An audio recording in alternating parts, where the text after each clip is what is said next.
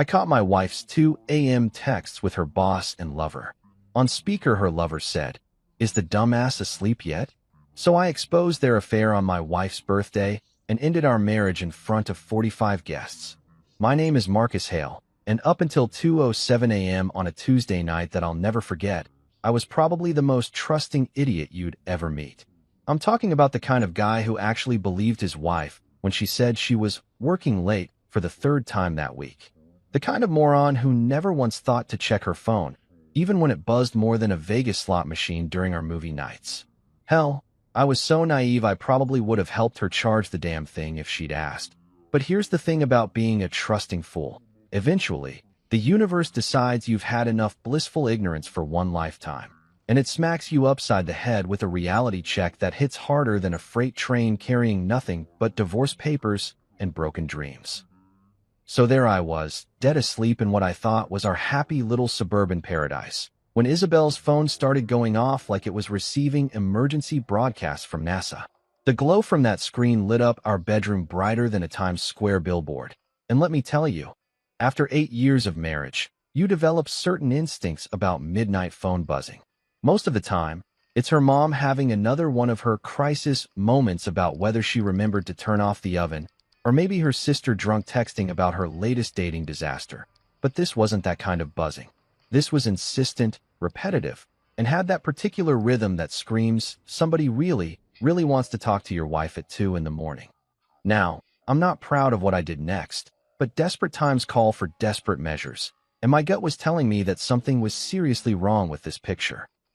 Isabel was out cold next to me, probably dreaming about whatever architectural blueprints she'd been obsessing over lately, or maybe fantasizing about that promotion she'd been chasing for months. She was always a heavy sleeper, could probably sleep through a marching band performing in our living room. So I figured I had a few minutes to satisfy my suddenly very awake curiosity that I reached over, my heart already starting to pound in that particular way it does when you're about to discover something you really don't want to know, and picked up her phone. The screen was still glowing, showing a string of notifications from someone named Adrian Carter. Now, I knew that name. Adrian was her boss at Morrison & Associates, the architecture firm where she'd been working her ass off for the past 3 years. Nice enough guy from what I'd heard, though I'd only met him a handful of times at company parties and office barbecues. But here's where things got interesting. And by interesting, I mean soul-crushingly, life-alteringly, marriage-ending interesting. Because Adrian Carter wasn't texting my wife about project deadlines or client meetings or any of that normal boss-employee stuff you'd expect at 2 in the morning. Oh no, this was a completely different kind of professional relationship. The first message I saw made my stomach drop straight through the floor. God, I can't stop thinking about you. Tonight was incredible. Okay, maybe I misunderstood. Maybe they'd had some kind of breakthrough on a big project. Maybe they'd landed a huge client. Maybe. Who am I kidding? I knew exactly what I was looking at, but my brain was still desperately trying to find some innocent explanation that didn't involve my wife cheating on me with her smooth-talking boss. But then I kept scrolling, and let me tell you, the evidence just kept piling up like a car accident in slow motion. Your body is driving me crazy. Can't wait to have you all to myself again. That thing you did with your... And yeah, I'm not going to repeat that particular detail, because some things can't be unread. And trust me, you don't want those images burned into your brain at 2:30 in the morning. The worst part? This wasn't some recent development. I could see weeks, maybe months of messages stretching back through their conversation history. Adrian knew things about our marriage that he had no business knowing.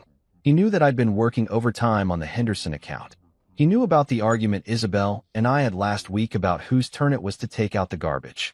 He knew that I'd been stressed about my mom's health issues and had been staying up late making phone calls to her doctors. And then came the message that really twisted the knife.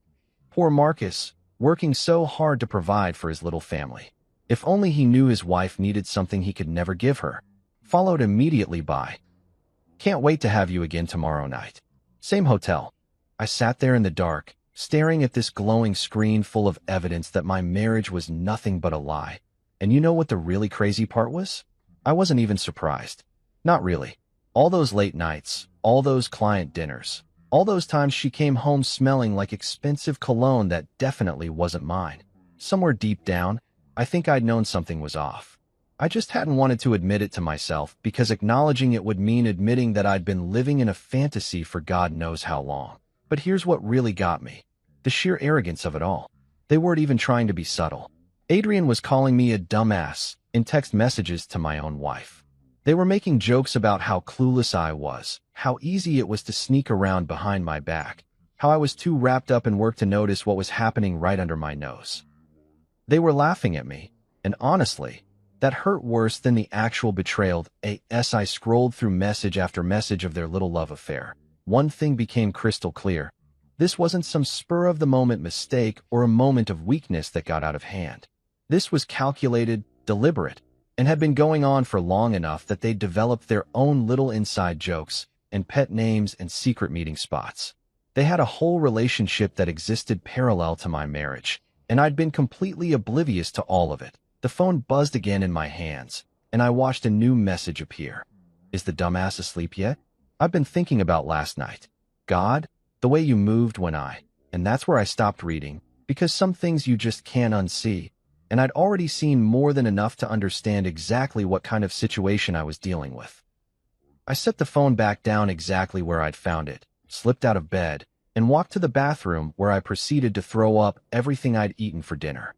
Because that's what betrayal does to you. It doesn't just break your heart. It makes you physically sick, like your body is rejecting the reality of what your brain just processed.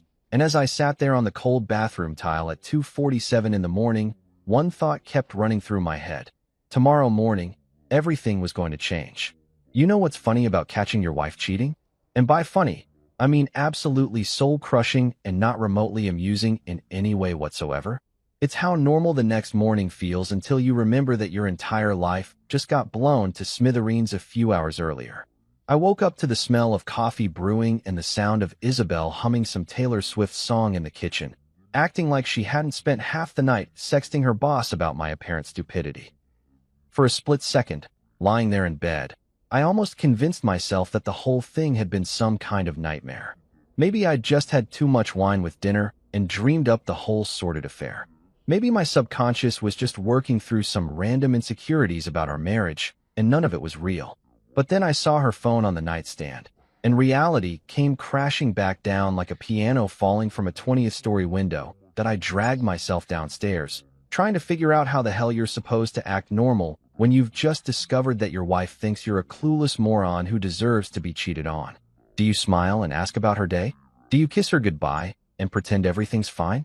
Do you make small talk about the weather while internally screaming about hotel receipts and secret rendezvous? Isabel was standing at the counter in her favorite silk robe, the one I'd bought her for our anniversary last year, scrolling through her phone with one hand while stirring sugar into her coffee with the other. She looked beautiful, relaxed, completely at peace with herself, like a woman who definitely wasn't living a double life or systematically destroying her marriage one text message at a time. "Morning, sweetheart," she said without looking up, and I swear to God, hearing her call me sweetheart after reading those messages made me want to chuck her coffee mug straight through the kitchen window. But instead, I just stood there like an idiot, trying to figure out my next move. Here's the thing about moments like this. You have two choices. You can explode immediately, scream and yell and demand explanations, and probably end up looking like some kind of unhinged psychopath, or you can play it smart and actually gather some real evidence before you blow everything up. And despite what Adrian Carter seemed to think about my intelligence level, I'm not actually a complete moron. So I walked over to the counter, poured myself a cup of coffee, and made what was probably the most important decision of my entire marriage. I picked up her phone, slid it across the granite countertop, and said, "We need to talk." The change in her expression was immediate and unmistakable. The color drained from her face faster than water going down a bathtub drain, and her eyes went wide with that particular look of panic that screams, "Oh shit, I've been caught." For about half a second, I could see her frantically trying to figure out exactly how much I knew and how she was going to talk her way out of it. But then, and this is where things got really interesting, she went on the offensive. Because apparently, the best defense when you've been caught cheating is to attack the person who caught you. "Why are you going through my phone?" she snapped, snatching it back like I'd just tried to steal her firstborn child. "What's wrong with you, Marcus? That's a complete violation of privacy." And there it was, the classic cheater's playbook, Step 1. Make the betrayed spouse feel guilty for discovering the betrayal. Turn the whole thing around so that somehow I was the bad guy for stumbling across evidence of her affair, instead of her being the bad guy for, actually having the affair. Privacy, I said, trying to keep my voice level even though every fiber of my being wanted to start throwing kitchen appliances. We're married, Isabel. We don't have secrets from each other. Or at least, I thought we didn't. She doubled down, hard. Started talking about how I was being paranoid and possessive, how Adrian was just a friend, how I was reading way too much into innocent conversations between colleagues. She had an explanation for everything. The late-night texting was about work stress. The personal comments were just friendly banter. The hotel references were about client meetings and business dinners. IT was actually impressive, in a completely sociopathic way. She delivered each lie with the kind of conviction that could probably convince a jury that black was white and up was down. If I hadn't seen those messages with my own eyes, I might have actually believed her. Hell, part of me wanted to believe her, because believing her would mean that my marriage wasn't completely destroyed and my life wasn't falling apart in real time. But then she said something that sealed the deal. If you're so paranoid about Adrian, why don't you call him? Ask him yourself. Maybe then you'll realize how ridiculous you're being. Now, I'm pretty sure she was expecting me to back down at that point.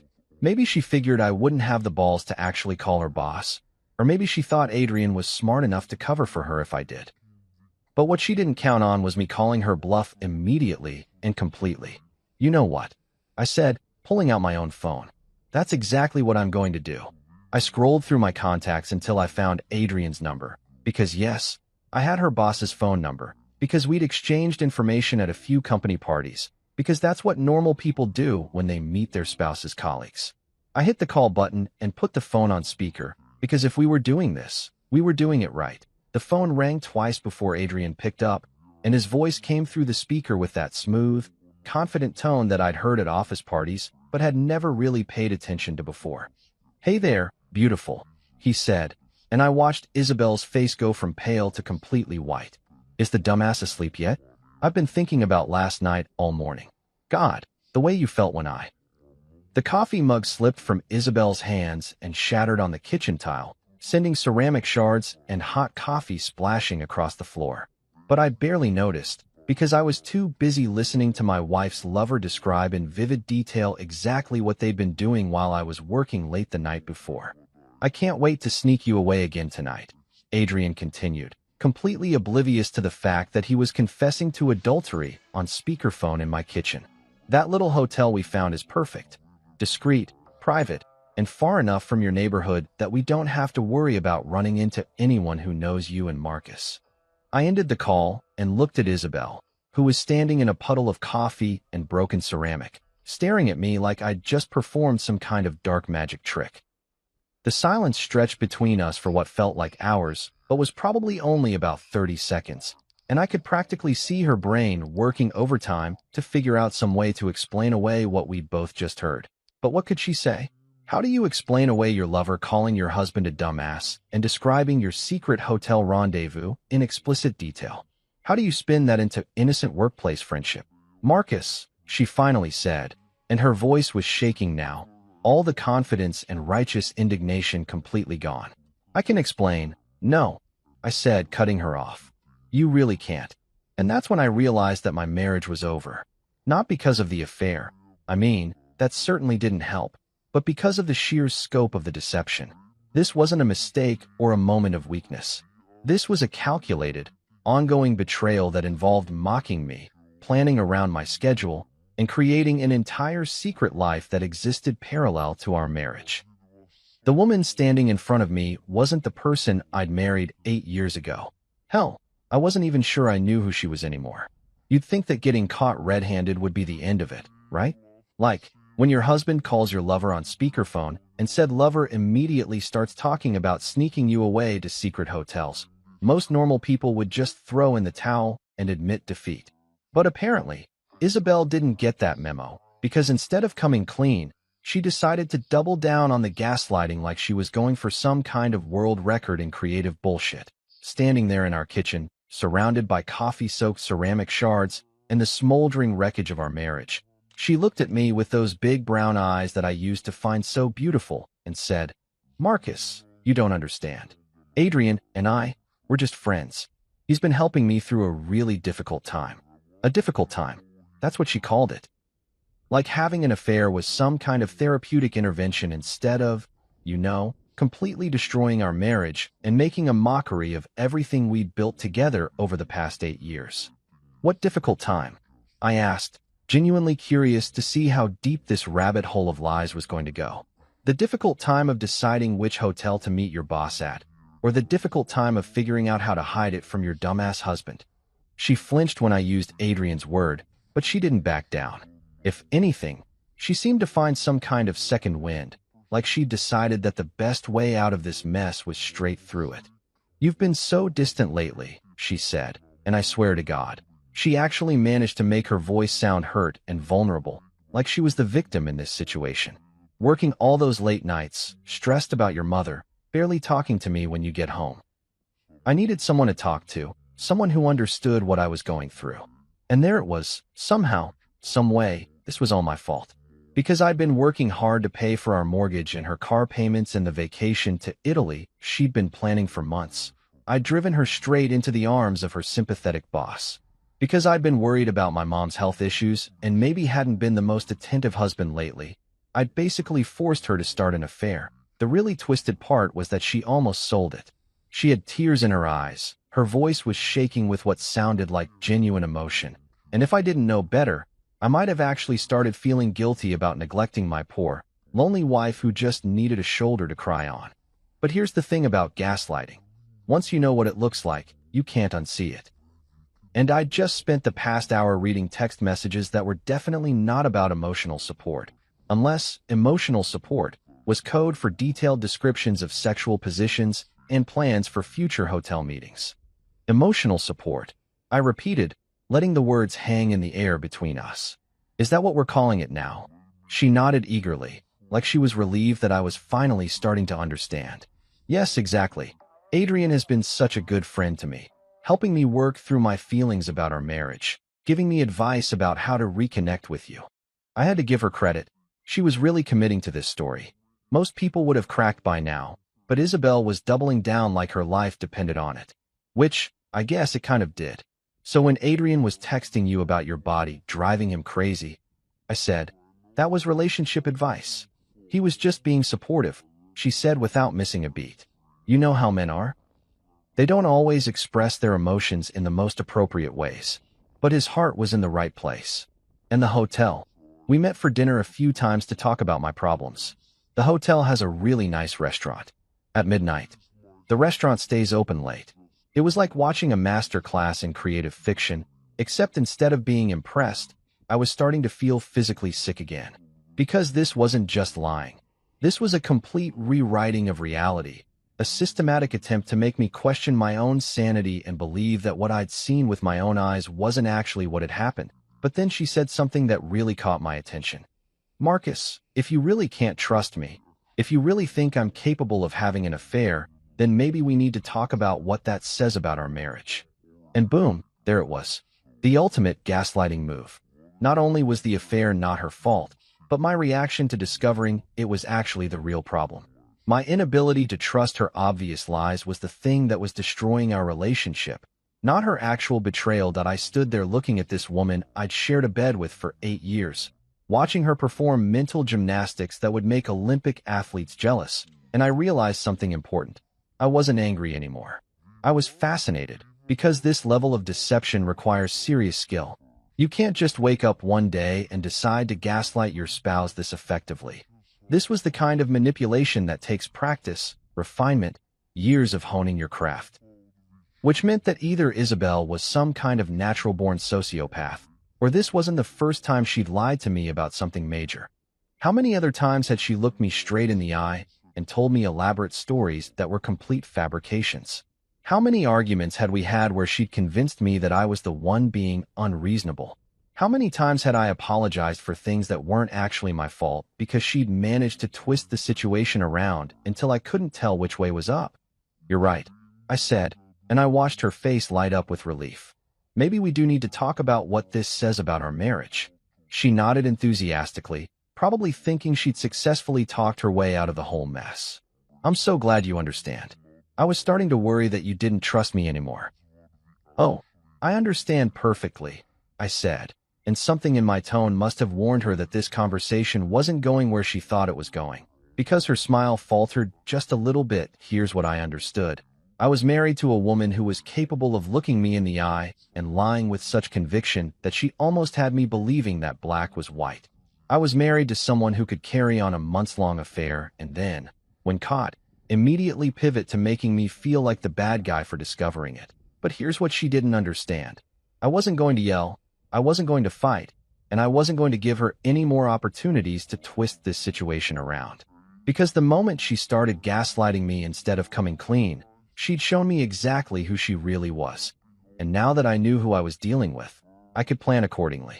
I think you should call Adrian back, I said calmly. Apologize for hanging up on him so abruptly.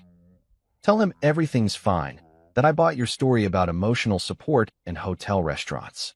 She looked confused but hopeful. Really, because you're right. Trust is the foundation of marriage. And I want you to know that I trust you completely.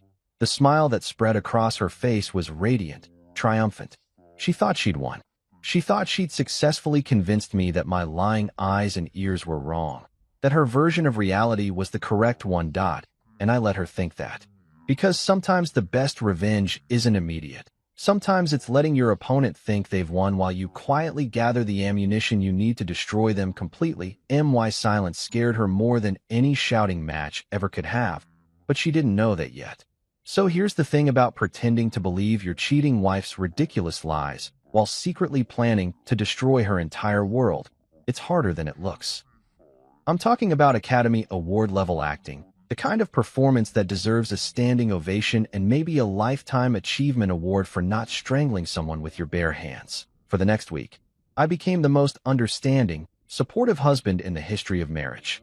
When Isabel announced she had another late presentation to work on with Adrian, I smiled and told her to take all the time she needed.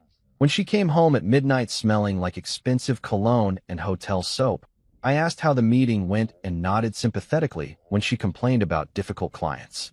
When she spent 20 minutes in the shower scrubbing off evidence of her emotional support sessions, I made her tea and rubbed her shoulders like the considerate husband I was pretending to be. It was absolutely exhausting, and also kind of terrifying how easy it was to fake. Made me wonder how long she'd been putting on the same kind of performance for me. But while I was busy winning an Oscar for Best Actor in a Dying Marriage, I was also making some very important phone calls. The first one was to Leo Burns, my best friend from college, and, more importantly, a lawyer who specialized in divorce cases and had seen enough cheating spouses to write a book about creative infidelity. You sound surprisingly calm for a guy whose wife is banging her boss, Leo said when I finished explaining the situation. We were sitting in his office downtown, surrounded by law books and framed diplomas that made the whole thing feel official and final in a way that scared the hell out of me. I'm not calm, I said. I'm strategic. There's a difference. Leo grinned. Good. Angry people make stupid decisions.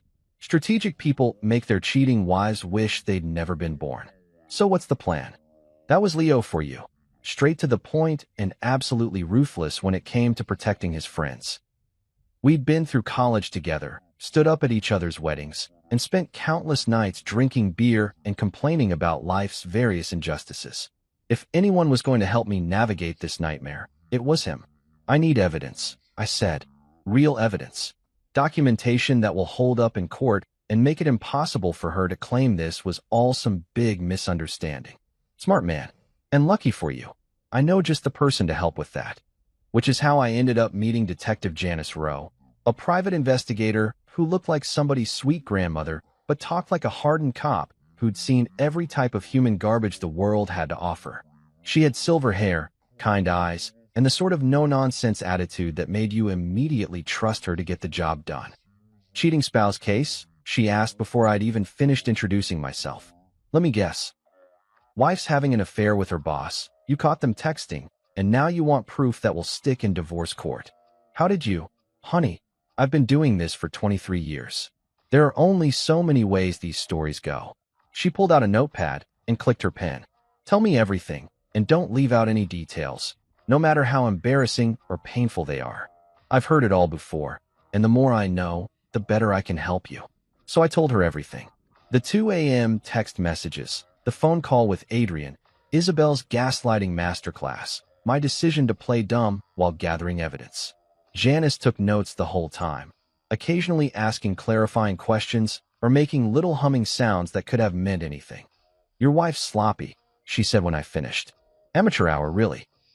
Most cheaters at least try to be discreet, but these two are acting like they're in some kind of romantic comedy where the husband is too stupid to notice what's happening right under his nose.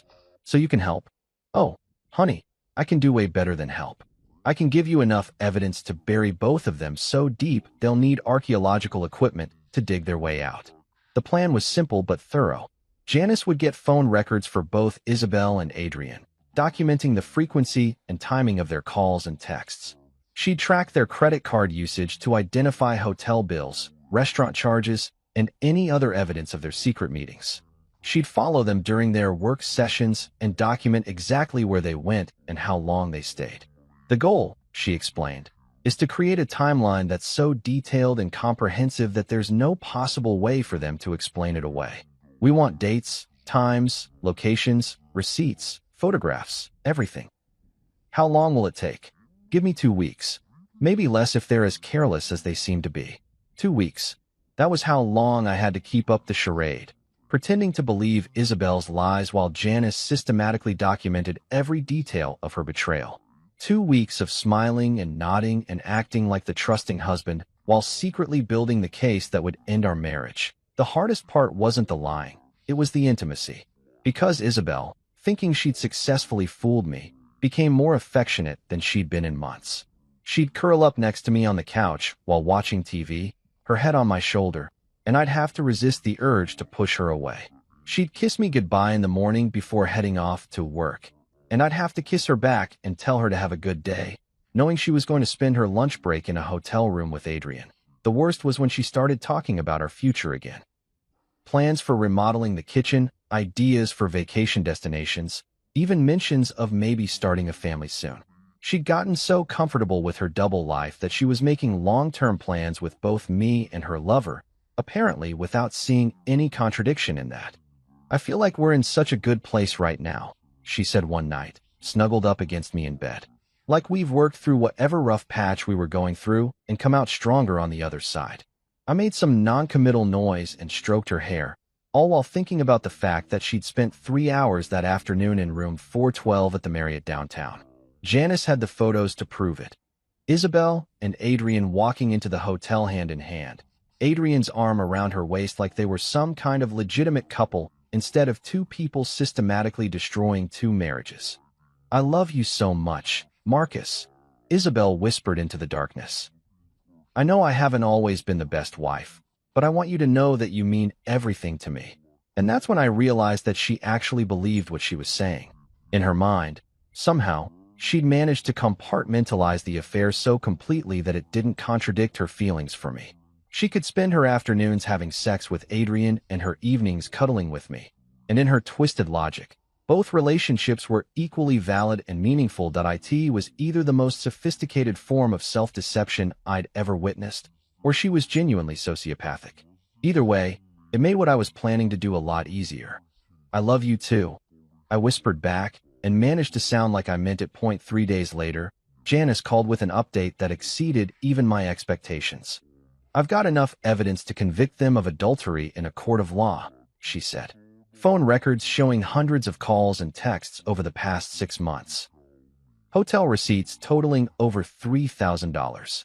Credit card charges for lingerie, jewelry, expensive dinners, and photographs of them together that leave absolutely no room for interpretation. How bad are the photos? Let's just say that if you were on the fence about divorce before, these pictures will push you right off it. Perfect. Because in exactly 1 week, it was going to be Isabel's birthday, and she'd already invited 45 people to celebrate at our house, including Adrian Carter.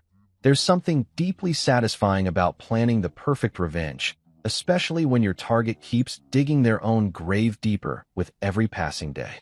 It's like watching someone build their own gallows while humming a happy tune, completely oblivious to the fact that they're about to hang themselves with their own rope.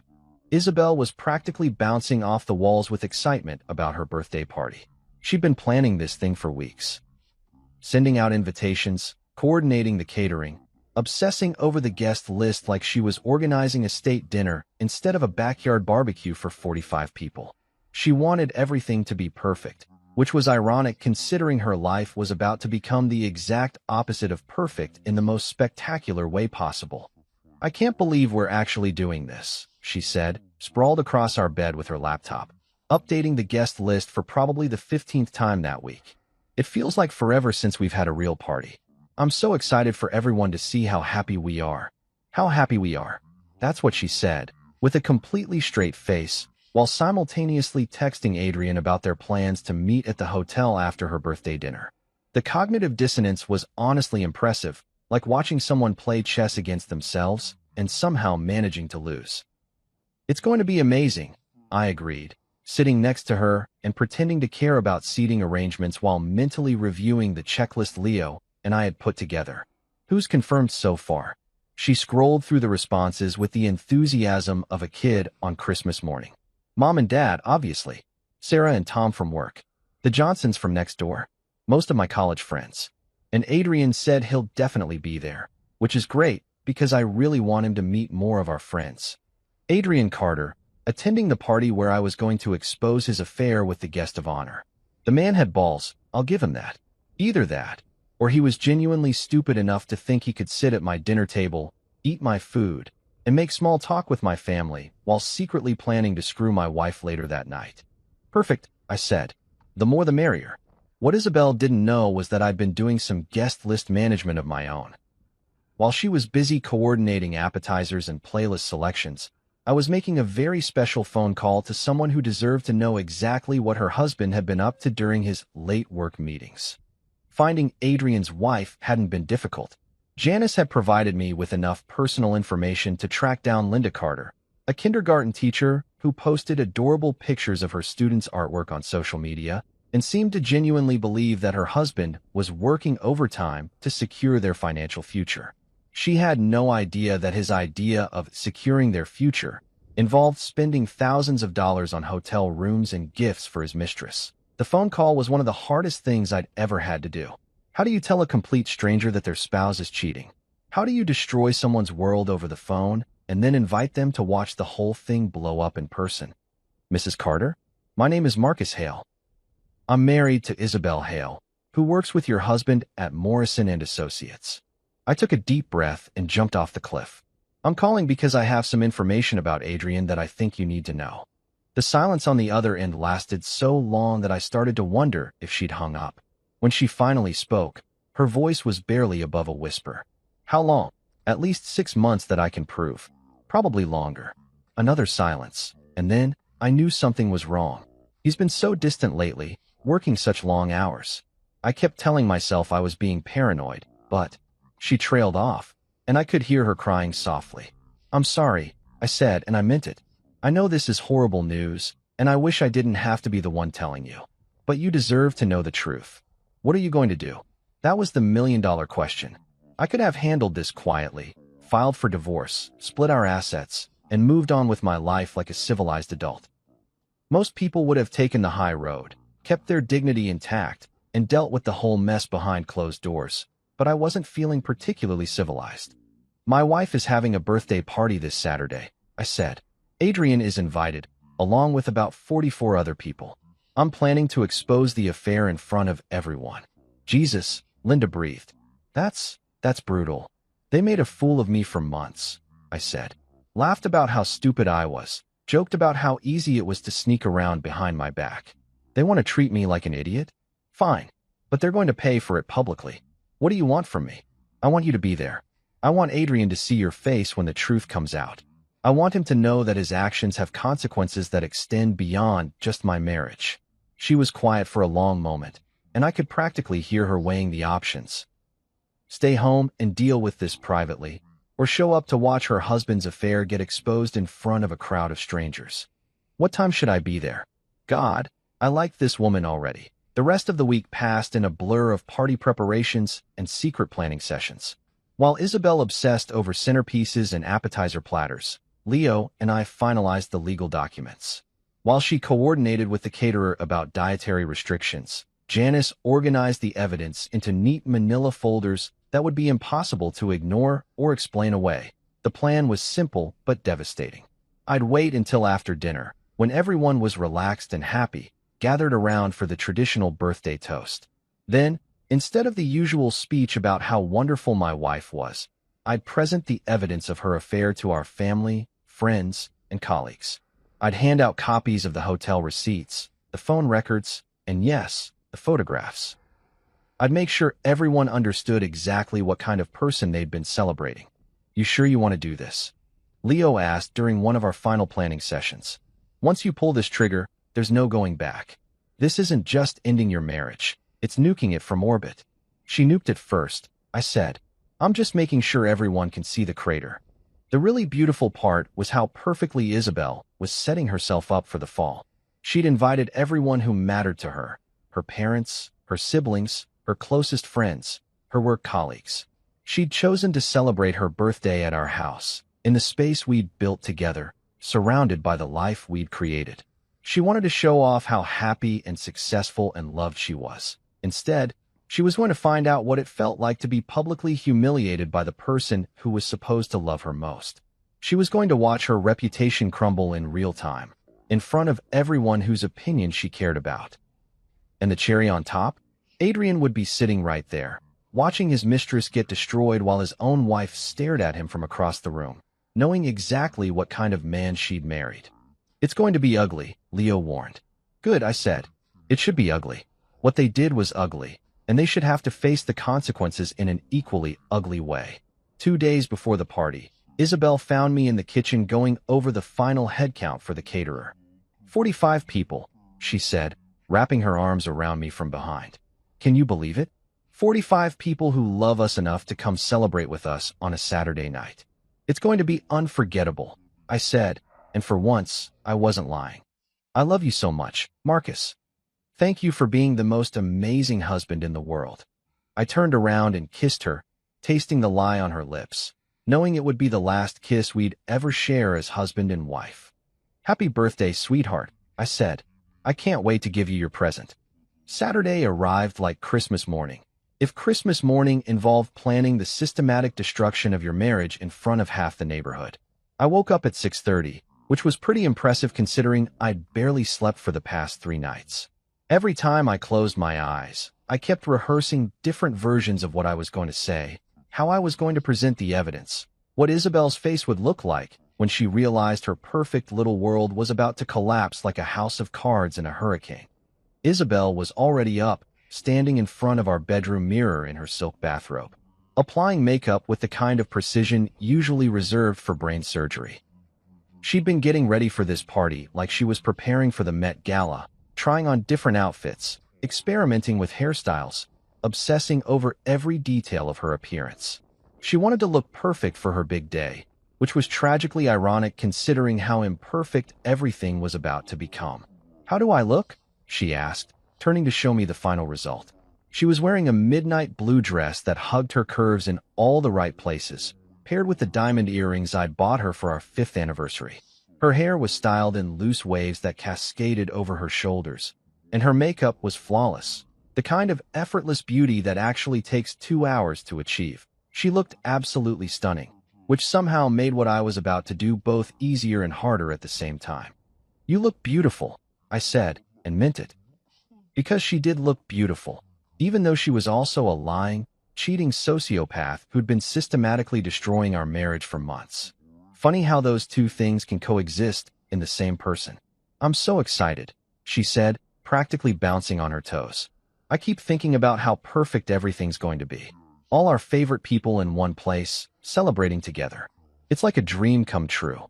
A dream that was about to turn into a nightmare. But I kept that observation to myself." The caterers arrived at noon, followed by the rental company with extra chairs and tables for the backyard. Our house transformed into party central, with white linens and string lights and enough food to feed a small army. Isabel fluttered around like a caffeinated butterfly, directing traffic and making sure every detail was exactly right, that I played my part perfectly, the supportive husband helping his wife create the perfect birthday celebration. I carried tables, hung decorations, and made small talk with the catering staff while mentally going over my checklist one final time. The evidence folders were hidden in my office upstairs, organized and ready to be distributed. Leo was on standby with the divorce papers, which we decided to present as the grand finale of the evening's entertainment. Linda Carter had confirmed she'd be there at 7:30, just in time for the main event. Everything was falling into place with the kind of precision that would have made a Swiss watchmaker jealous. The first guests arrived at 6 o'clock, Isabel's parents, who immediately launched into their usual routine of fussing over their daughter like she was still 12 years old. Her mother brought homemade cookies and proceeded to rearrange the appetizer table 3 times, while her father commandeered the sound system and started playing music from his own carefully curated playlist of classic rock hits. "Marcus, you've outdone yourself," Isabel's mother said, squeezing my arm with genuine affection. "This is exactly the kind of party our little girl deserves." Our little girl. If only she knew what her little girl had been up to in downtown hotel rooms for the past 6 months. More guests trickled in over the next hour: college friends, work colleagues, neighbors, extended family members. The backyard filled with laughter and conversation, the kind of warm, convivial atmosphere that makes you remember why you like having people over in the first place. Everyone was in a great mood, ready to celebrate Isabel's 32nd birthday and enjoy a beautiful Saturday evening. Isabel was in her element, working the room like a politician at a campaign rally.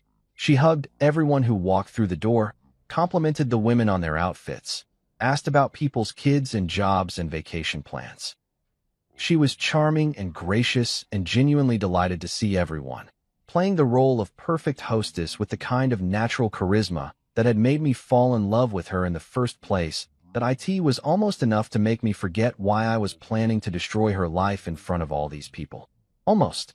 Adrian arrived at 7:15, fashionably late, and wearing a charcoal gray suit that probably cost more than my car payment. He brought flowers, expensive orchids that must have come from some high-end florist downtown, and a bottle of champagne that looked like it belonged in a museum. The man had style, I'll give him that. "Marcus," he said, shaking my hand with the kind of firm grip that business school probably teaches in a class called How to Project Confidence While Screwing Your Employee's Husband. "Great party, man. Isabel looks absolutely radiant." Radiant. That's what he called her, right to my face, while knowing exactly why she was glowing. The sheer audacity was almost impressive. "She's been looking forward to this for weeks," I said, managing to keep my voice level and friendly. "It means a lot to her that you could make it." "Wouldn't miss it for the world," Adrian replied, and I watched his eyes scan the crowd until they found Isabel across the yard. The look that passed between them was subtle but unmistakable, the kind of intimate glance that lovers share when they think no one is watching. Except I was watching.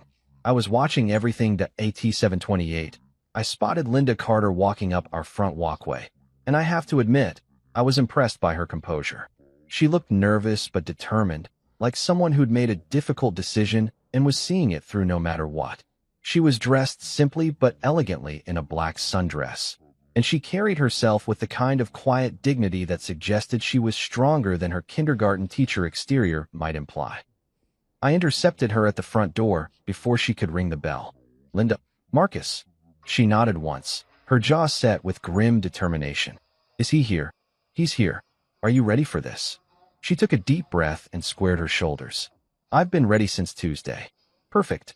Because at 7:30 exactly, the catering staff was going to wheel out the birthday cake, and I was going to ask everyone to gather around for the traditional toast. And then, instead of talking about how wonderful Isabel was, I was going to give our guests a very different kind of entertainment that I guided Linda through the house and out to the backyard, where the party was in full swing. The string lights created a warm, golden glow over the assembled crowd, and everyone looked relaxed and happy, completely unaware that they were about to witness the most spectacular marriage implosion in suburban history. Adrian was standing near the bar, telling some story that had Isabel and 3 of her co-workers laughing appreciatively. He was animated and charming, the center of attention, completely in his element. He had no idea that his wife was standing 20 feet away, watching him with the kind of expression usually reserved for particularly venomous snakes. The cake arrived right on schedule, 3 layers of chocolate decadence with "Happy Birthday, Isabel" written in flowing script across the top. The catering staff positioned it on the main table and began lighting the candles while guests started gathering around, pulling out their phones to capture the moment. Isabel stood next to the cake, practically glowing with happiness, surrounded by everyone she loved most in the world. She looked like a woman who had everything: a successful career, a beautiful home, a loving husband, and loyal friends who'd taken time out of their Saturday night to celebrate with her. She had no idea that in about 30 seconds, she was going to discover what it felt like to lose everything at once. That I picked up my wine glass and tapped it gently with a fork, the clear chiming sound cutting through the conversations and drawing everyone's attention. If I could have everyone's attention, I called out, and the backyard gradually fell silent. I'd like to propose a toast to the birthday girl. Isabel beamed at me, her eyes shining with love and gratitude. Around us, 45 people raised their glasses and waited to hear what her devoted husband had to say about the woman they'd all come to celebrate. I smiled back at her, took a deep breath, and prepared to detonate the bomb that would end our marriage forever. Here's the thing about moments that change everything. They happen slowly and all at once, like watching a car accident in slow motion while simultaneously getting hit by a freight train. 1 second, everyone's smiling and raising their glasses for what they think is going to be a sweet birthday toast. And the next second, you're systematically destroying someone's entire existence in front of their closest friends and family. But I stood there holding my wine glass, looking out at 45 expectant faces bathed in the warm glow of string lights, and felt a weird sense of calm wash over me. This was it, the point of no return. In about 60 seconds, half these people were going to hate me. Isabel was going to wish she'd never been born, and Adrian Carter was going to discover what it felt like to have his world collapse in real time. Ladies and gentlemen, I began, my voice carrying clearly across the suddenly quiet backyard. Thank you all for being here tonight to celebrate Isabel's birthday. It means the world to both of us to have our closest friends and family gathered together like this. Isabel glowed like a freaking Christmas tree, her smile so radiant it could have powered half the neighborhood. She mouthed, "I love you," at me, and I felt that familiar twist in my chest that I'd been carrying around for weeks now. Part heartbreak, part rage, part something that might have been relief that this nightmare was finally coming to an end. When I think about my wife, I continued, watching Isabel's face as she basked in what she thought was going to be a romantic tribute. I think about the woman I thought I knew. The woman I married 8 years ago, who I believed was honest, faithful, and devoted to our marriage. A few people in the crowd made those soft, sounds that audiences make during particularly sweet moments, and I saw Isabel's mother dab at her eyes with a tissue. Even Adrian was smiling, the smug bastard, probably thinking about how he was going to console Isabel later when she told him how moved she was by her husband's beautiful words. "But tonight," I said, and I watched the first flicker of confusion cross Isabel's face as my tone shifted from loving to something considerably darker. "I want to talk about the woman I actually married. The woman who's been living a double life for the past 6 months." The change in the atmosphere was immediate and electric. You could practically feel the collective intake of breath, that moment when a room full of people realizes that what they're witnessing isn't what they expected at all. Conversations stopped mid-sentence. Wine glasses froze halfway to lips. Even the catering staff stopped what they were doing and turned to stare. Isabel's smile faltered, her face going pale in the golden light. "Marcus," she said, her voice barely above a whisper, "what are you doing?" "I'm giving you your birthday present, sweetheart," I said, reaching into my jacket pocket and pulling out the first manila envelope. The gift of truth. I set the envelope on the table next to her birthday cake, and the sound it made hitting the white tablecloth was like a gunshot in the sudden silence. Then I pulled out another envelope, and another, and another. 5 envelopes total, each one containing enough evidence to bury both her and Adrian so deep they'd need archaeological equipment to dig their way out. "Inside these envelopes," I announced to the stunned crowd, "you'll find photographs, hotel receipts, phone records, and credit card statements documenting my wife's affair with her boss, Adrian Carter." The reaction was instantaneous and devastating. Gasps erupted from multiple directions. Someone dropped their wine glass, and it shattered on the patio stones. Isabel's mother made a sound like she'd been physically struck, while her father started swearing under his breath in a way that would have made a sailor proud.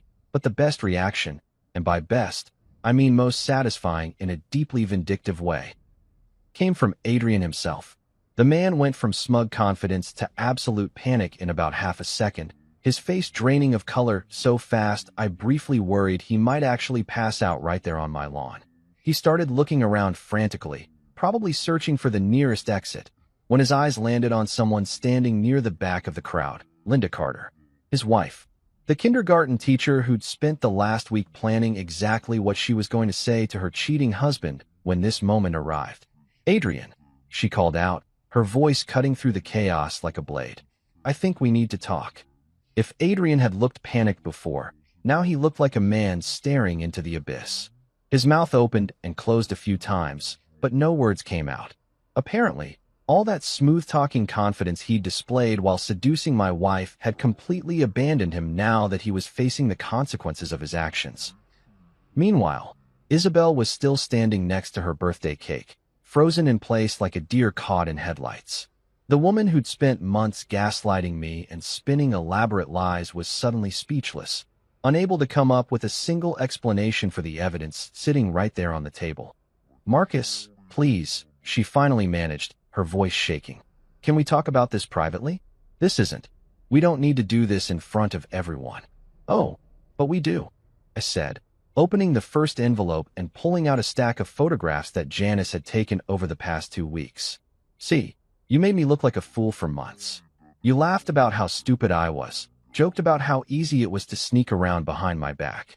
You wanted to make this public? Well, congratulations. It's public now." I held up the first photograph. Adrian and Isabel walking hand in hand into the Marriott downtown, looking for all the world like a couple heading off on a romantic getaway.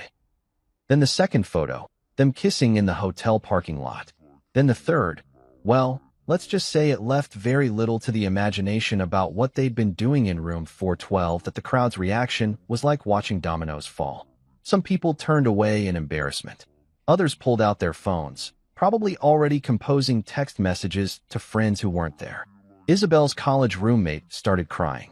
One of her coworkers made a disgusted sound and headed for the door, but the most beautiful moment, and I'm using beautiful in the most twisted way possible, came when Linda Carter walked across the yard to where her husband was standing, took one of the photographs from my hand, and held it up for everyone to see. "This is what my husband has been doing during his late work meetings," she announced, her voice steady despite the tears streaming down her face. "While I was home grading papers and making dinner, he was in hotel rooms with his employee, spending our savings on their little affair." Adrian tried to say something, probably some version of the same gaslighting bullshit that Isabel had tried to pull on me, but Linda cut him off. "Don't," she said. "Just don't. I've already talked to a lawyer. I've already moved your stuff out of our house. And after tonight, everyone you work with, everyone you know, everyone in your professional network is going to know exactly what kind of man you are." The crowd was starting to disperse now, people gathering their belongings and making uncomfortable excuses about needing to get home early. Nobody wanted to stick around for the rest of this particular show, which was understandable. They'd come for birthday cake and small talk, not for a front row seat to the most spectacular marriage implosion in recent memory, but I wasn't done yet. I reached into my other jacket pocket and pulled out the final surprise of the evening, a thick manila envelope that contained divorce papers, already filled out and ready for signature. "Happy birthday, Isabel," I said, setting the papers down on top of her cake, right next to the evidence of her betrayal. "This marriage ends tonight." Then I looked out at the remaining guests, the ones who were too shocked to move, too fascinated by the train wreck to look away, and gave them a smile that probably looked completely unhinged. "Thank you all for coming," I said. "Sorry about the cake." And with that, I walked into my house, leaving my wife standing in the wreckage of her birthday party, surrounded by the smoking ruins of everything she'd built with her lies. The silence behind me was absolute. You know what's funny about destroying someone's life in front of 45 witnesses? The immediate aftermath is somehow both exactly what you expect and nothing like what you imagined at the same time. I'd spent weeks planning this moment, rehearsing different versions of my speech, anticipating various reactions from the crowd. But nothing really prepares you for the actual sound of a marriage exploding in real time.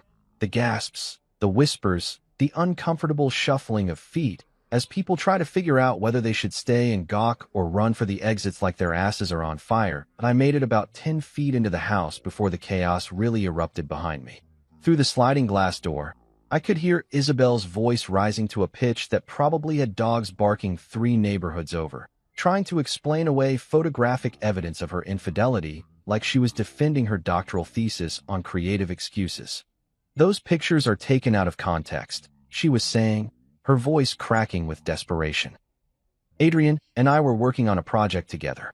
The hotel has conference rooms. We were meeting with clients. Conference rooms. Right. Because clearly, the best way to conduct business meetings is by sucking face in a hotel parking lot and then disappearing into a room for 3 hours. I had to give her credit for commitment to the lie, even when the lie was so obviously bullshit that it insulted everyone's intelligence. But the real entertainment was happening on the other side of the yard, where Linda Carter was having what could only be described as a very public conversation with her soon-to-be ex-husband. And by conversation, I mean she was systematically destroying him with the kind of precision that would have made a surgeon jealous. 23 years. I heard her say, her voice carrying clearly across the suddenly quiet backyard. 23 years I've been married to you, Adrian. 23 years of supporting your career, hosting your colleagues, smiling at your work parties while you were probably planning which employee to screw next. Adrian was trying to do damage control, gesturing frantically and speaking in the kind of low, urgent tones that suggested he was either apologizing profusely or trying to convince his wife that she was hallucinating the evidence of his affair. Either way, it wasn't working. Linda had the look of a woman who'd moved far beyond the possibility of forgiveness and was now operating in pure scorched earth mode. Meanwhile, Isabel's family was having their own meltdown in spectacular fashion. Her mother was alternating between sobbing into her husband's shoulder and shooting murderous glares at Adrian, like she was trying to decide whether to collapse from grief or commit homicide. Her father, a normally mild-mannered accountant who probably hadn't raised his voice since the Clinton administration, was red-faced and sputtering with the kind of rage usually reserved for people who discover that their parking meter expired 30 seconds before the ticket was written. "How could you do this to Marcus?" her mother wailed, apparently forgetting that I was standing right there and could hear every word. "He's such a good man. He loves you so much. How could you throw it all away for?" She gestured wildly at Adrian, who was looking increasingly like he wanted to spontaneously combust rather than deal with the consequences of his actions. The guests were handling the situation about as well as you'd expect people to handle the sudden transformation of a birthday party into a Jerry Springer episode. Most of them were doing that awkward thing where they gathered their purses and started making excuses about early mornings and babysitters, desperate to escape before things got even more uncomfortable. A few die-hard drama enthusiasts were lingering near the edges of the yard, probably hoping for round 2 of the public humiliation spectacular. But the real show was happening when Isabel's work colleagues started putting 2 and 2 together and realizing that they'd been watching their boss have an affair with their coworker for months without knowing it. The whispered conversations and meaningful glances were flying faster than gossip at a high school reunion. "Oh my God," I heard one of them say. "That's why she got that promotion so fast, and why she's been staying late so much recently. Remember that conference in Chicago? When they both happened to be there at the same time." It was like watching dominoes fall in real time, each revelation triggering another memory, another suspicious incident that suddenly made perfect sense. Isabel's professional reputation wasn't just damaged. It was completely obliterated, nuked from orbit with the kind of thoroughness that would take years to recover from, if recovery was even possible. Adrian, meanwhile, was discovering what it felt like to have his personal life become the subject of office gossip in the most humiliating way possible. I could see his co-workers exchanging glances, probably mentally reviewing every interaction they'd had with him over the past few months and wondering what else they'd missed. His career wasn't just over. It was over in a way that would follow him to every job interview, every networking event, every professional interaction for the rest of his working life. But the absolute pinnacle of the evening's entertainment came when Linda Carter walked over to where Isabel was still trying to convince people that the photographs were somehow innocent, and the two women came face to face for the first time. "You," Linda said, and her voice was so cold it could have frozen hell over, "are a home-wrecking little slut who destroyed two families for what? A few hotel room hookups with my husband." The entire backyard went dead silent. Even the people who'd been heading for the exit stopped to watch this particular confrontation, because sometimes you witness something so dramatic that you literally cannot look away, no matter how uncomfortable it makes you. Isabel tried to respond, probably with some version of her, "It's not what it looks like," routine, but Linda wasn't having any of it. "Don't you dare try to explain this away," she continued, holding up one of the photographs. "This isn't a misunderstanding or a mistake or whatever bullshit you've been telling yourself to sleep at night. This is you deliberately choosing to destroy other people's lives because you're selfish and weak and apparently have no moral compass whatsoever. It was brutal. It was public.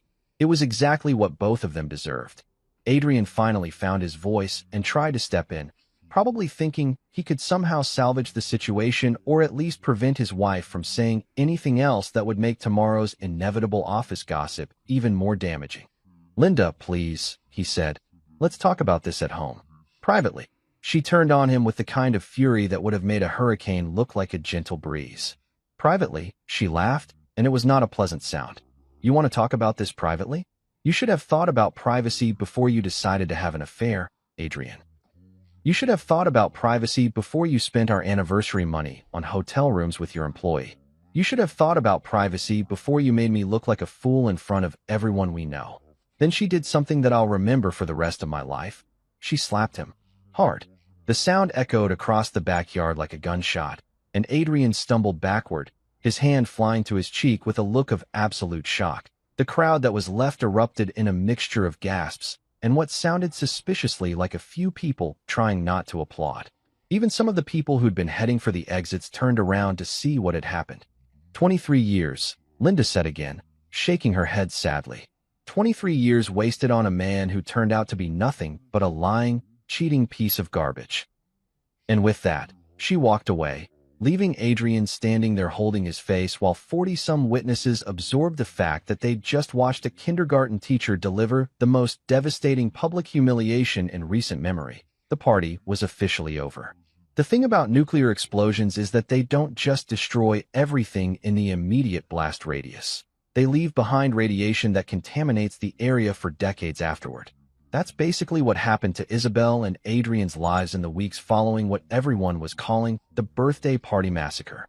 The fallout spread through their social circles, professional networks, and family relationships like a particularly virulent strain of gossip-fueled cancer, destroying everything it touched with the kind of thoroughness that would have impressed the guys who designed actual nuclear weapons. I'd be lying if I said I didn't enjoy watching it happen. After months of being played for a fool, after weeks of pretending to believe Isabel's ridiculous lies, while she continued screwing her boss and laughing about how stupid I was, seeing their lives implode in spectacular fashion felt like the most satisfying revenge I could have possibly imagined. It was better than winning the lottery, better than getting a promotion, better than finding out your least favorite celebrity had been caught doing something embarrassing. It was pure, undiluted justice served at exactly the right temperature. The professional consequences hit them first and hardest. Adrian resigned from Morrison & Associates within 48 hours of the party, which was probably the smartest decision he'd made in months. Apparently, having photographic evidence of your affair with a subordinate distributed to half your professional network tends to make continuing your career at the same company somewhat problematic. Who would have thought?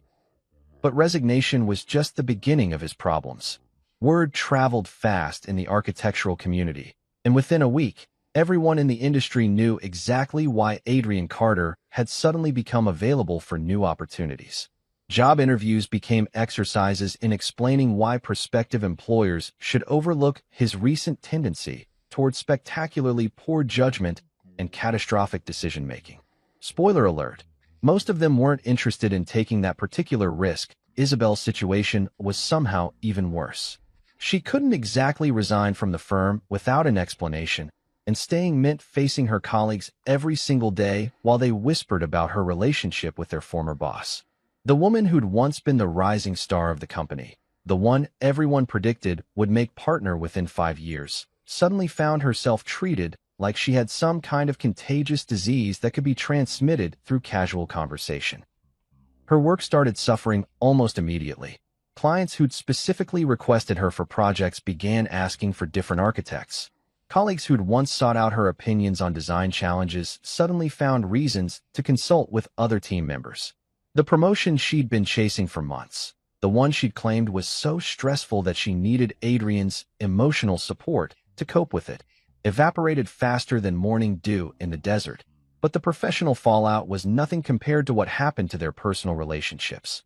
Turns out that when you destroy 2 marriages in front of 45 witnesses, people tend to take sides, and those sides aren't usually yours. Isabel's family was devastated in a way that went far beyond simple disappointment. Her parents, who'd always seen her as their perfect daughter, the successful architect with the loving husband and the bright future, couldn't reconcile that image with the woman they'd watched get exposed as a cheating liar at her own birthday party. Her mother stopped calling. Her father refused to see her. Her sister, who'd always looked up to her as a role model, wrote her a letter that was apparently so brutal that Isabel called me crying about it, which was hilarious, considering she no longer had the right to expect sympathy from me about anything. The friend group she'd cultivated over the years fractured like glass hitting concrete. Some people tried to remain neutral, but neutrality is hard to maintain when one side has photographic evidence and the other side has elaborate explanations about innocent hotel room meetings. Most of her college friends, the ones who'd known both of us for years and had always seen us as the stable couple in their social circle, made it clear that they weren't interested in maintaining friendships with someone who destroyed a marriage through calculated deception. Adrian's situation was equally grim. Linda had wasted no time in filing for divorce, and she'd hired the kind of lawyer who specialized in making cheating spouses pay for their infidelity in the most expensive way possible. The house they'd lived in for 15 years? Gone. The retirement savings he'd been building for 2 decades? Split down the middle, with Linda getting the larger share as compensation for emotional distress. The comfortable middle-class lifestyle he'd enjoyed while screwing around with my wife? History. His own family turned on him with the kind of righteous fury usually reserved for war criminals and people who talk during movies. His parents, who'd adored Linda and considered her the daughter they'd never had, made it clear that their son was no longer welcome at family gatherings as long as he continued to exist in his current form. His brother, who'd been his best man at his wedding, sent him a text message that simply said, "Don't contact me again." The really beautiful part was watching them try to maintain their relationship in the aftermath of destroying everything else in their lives for it. Turns out that affairs lose a lot of their excitement when they're no longer secret, when the thrill of sneaking around is replaced by the reality of being social pariahs who've burned every bridge they ever built. They lasted about 6 weeks. The breakup was as messy and public as everything else about their relationship had become. Isabel sent me a series of increasingly unhinged text messages about how Adrian had abandoned her in her time of need and revealed his true character when things got difficult. Apparently, the man who'd been so eager to whisper sweet nothings about her body and plan secret hotel meetings suddenly wasn't quite as interested in being associated with her when that association came with professional suicide and social ostracism. Adrian, for his part, tried to blame the entire affair on Isabel, claiming she'd seduced him and manipulated him into making poor decisions. The man who'd called me a dumbass and bragged about sneaking my wife away was suddenly painting himself as the victim of some kind of feminine wiles that had overcome his otherwise sterling moral character. It was pathetic. It was predictable.